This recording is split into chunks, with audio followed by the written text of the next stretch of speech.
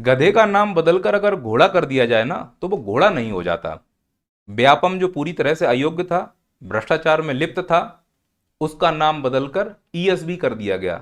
है तो वो गधा ही, नीचे से लेके ऊपर तक गधे भरे हुए हैं ईएसबी में, दिमाग ही नहीं लगा रहे हैं। 8 साल के बाद ऐसा ही हुआ। जो बच्चे ओवर एज हो गए, इस एग्जाम में अपियर नहीं हो पाए, उनकी तो कोई बात ही नहीं कर रहा, उनका तो दुख कोई सुनना ही नहीं चाहता बेचारों का। और जिनको मौका मिला, जैसे तैसे उन्होंने पूरी जान लगाकर तैयारी की। प्रीलिम्स का रिजल्ट परसेंटाइल के आधार पर तुमने निकाला, इसमें क्या फर्जीवाड़ा किया, बच्चे परेशान हो गए।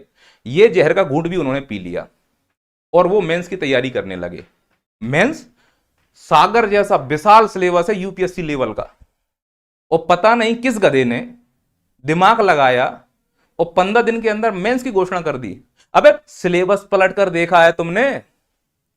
आधी उम्र निकल जाए सिलेबस पढ़ने में,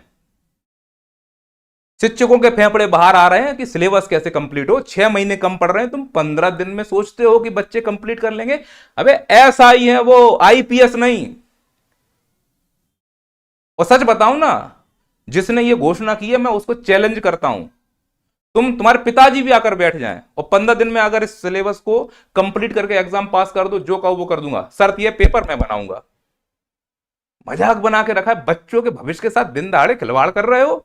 वैसे तुमसे एग्जाम नहीं हो पाएगा, अब तुम्हें 15 दिन में एग्जाम कराना है।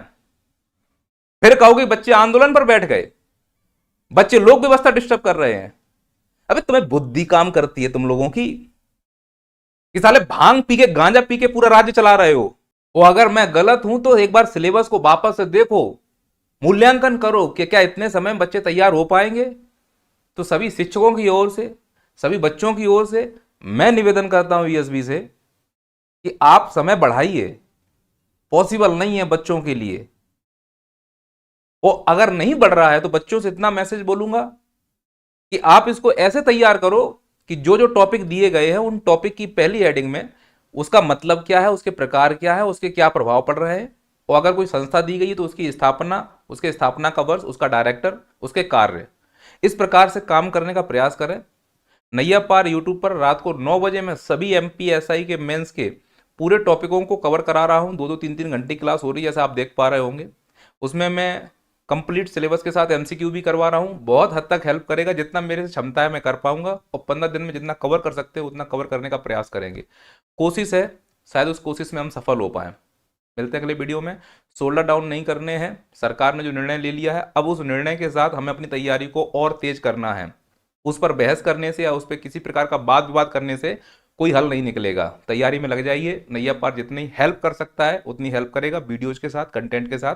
हमारी पूरी टीम आपके साथ खड़ी हुई है। मिलते हैं अगले वीडियो में। जय हिंद, जय भारत।